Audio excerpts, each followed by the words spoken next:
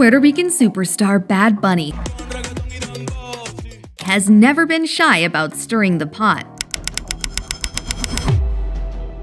But lately, his controversies are making more waves than his music. Donald Trump's ICE just dropped a shocking bomb on Bad Bunny. From refusing to tour in the US because of raids, to sparking outrage with his risque performances, to now headlining the Super Bowl halftime show, Bad Bunny will be next year's Super Bowl halftime headliner. Benito Antonio Martinez Ocasio is walking on a tightrope, and fans, they're eating it up. Let's rewind to where all this began. In a candid interview earlier this year, Bad Bunny revealed why the US wasn't among the selected destinations on his 2025-2026 World Tour schedule.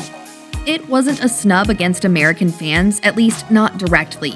His reason? Fear that Immigration and Customs Enforcement, otherwise known as ICE, would show up at his concerts and target his Latino audience. Bad Bunny is skipping the U.S. on his tour or his concert tour over ICE fears. In a magazine interview, he says that he's worried that ICE agents will detain people who attend his concerts. He doubled down in ID magazine, saying ICE could be outside my concert venue and it's something we were very concerned about. In short, he wasn't about to risk it. But when he pulled the plug on touring the US, the backlash was immediate. Conservative commentators accused him of hypocrisy. In their words, how could he ditch American fans but then turn around and ink the biggest American gig of them all, the Super Bowl halftime show? Today, the NFL announced that Bad Bunny will be the headline act at the Super Bowl halftime show. Now, you know, he previously refused to do a national tour here in the U.S. because of the ICE raids, but wrote in a post, "I've been thinking about it, and after discussions with my team, I think I'll just do one date in the United States." But before we get there, let's talk about Bad Bunny's personal brand of scandal. Because if the ICE comments lit the first match, his behavior both on and off stage poured gasoline on the fire. Bad Bunny isn't afraid of shock value. Fans remember that infamous nightclub moment in Puerto Rico when a girl kissed him on stage, then he came back for seconds. The twist? The girl already had a boyfriend, who promptly broke up with her after the incident went viral. It left people asking, was this a rock star moment or just a reckless one? Then came another eyebrow-raising performance. During a live rendition of his hit Titi Mi Pregunto, Bad Bunny kissed not one but multiple backup dancers, including a male dancer. This garnered mixed reviews from his audience. For some, it was a groundbreaking show of fluidity and inclusivity. For others, especially more conservative fans, it was the last straw.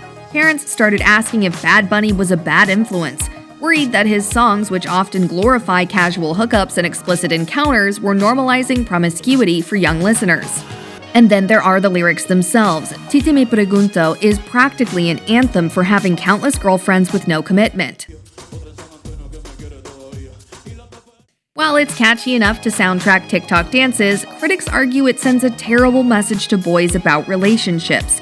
As one anonymous parent put it, "I could never let my son listen to that music because it may influence him to have as many girls as he wants." It's the kind of criticism that has dogged Bad Bunny since his breakout, and he's done little to tone it down. Even teachers have joined the backlash. On Facebook and in interviews, frustrated educators complained about how obscene lyrics make kids want to imitate him if objectifying women would be his biggest accomplishment while schools close. Another pointed out that despite their years of education, they could barely pay bills, while Bad Bunny raked in millions by rhyming obscene words. For them, he's not just controversial, he was proof that the system rewards spectacle over substance. Still, Bad Bunny isn't all scandals and bad headlines. He has used his fame to put Puerto Rico in the spotlight, often calling the island his truest home. After Hurricane Fiona devastated Puerto Rico in 2022, killing at least 25 people and leaving thousands without power. Well, turning now to the latest devastation caused by Hurricane Fiona, which is now a Category 4 storm. It is now headed towards Bermuda after slamming the Turks and Caicos Islands with heavy winds and rain. His team added QR codes during concerts to direct fans to relief organizations.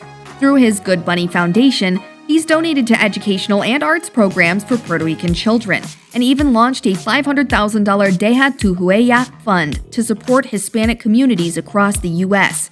He's an artist who gives back, but one who can't quite outrun his critics.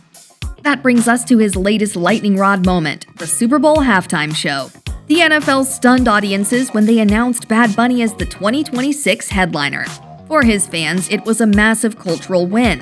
That was the NFL's way of making it very official that Puerto Rican superstar Bad Bunny will headline the 2026 Super Bowl halftime show. What I'm feeling goes beyond myself, he said, calling it a victory for my people, my culture, and our history. But for Trump supporters and MAGA commentators, it was proof the NFL had gone woke. After all, here was a Spanish singing artist who had just refused to tour the US, and now he's been given America's biggest stage. The outrage came fast. Conservative pundits ranted on X, calling him a bad fit for American football. Having Bad Bunny at the Super Bowl is like having Morgan Wallen at a soccer game in Mexico, one commentator fumed. Radio hosts accused him of hypocrisy. How could he claim ICE raids made him too scared to tour America but then take the halftime paycheck? MAGA influencers went even further, calling it the NFL's latest act of cultural self-destruction. And if the controversy sounds familiar, that's because it is. The NFL has been criticized for years about who they select to perform, especially since Jay-Z's Rock Nation began overseeing halftime entertainment. Last year's Kendrick Lamar halftime show, where he used the spotlight to take aim at racism in America, only deepened the perception that the NFL is mixing politics and music.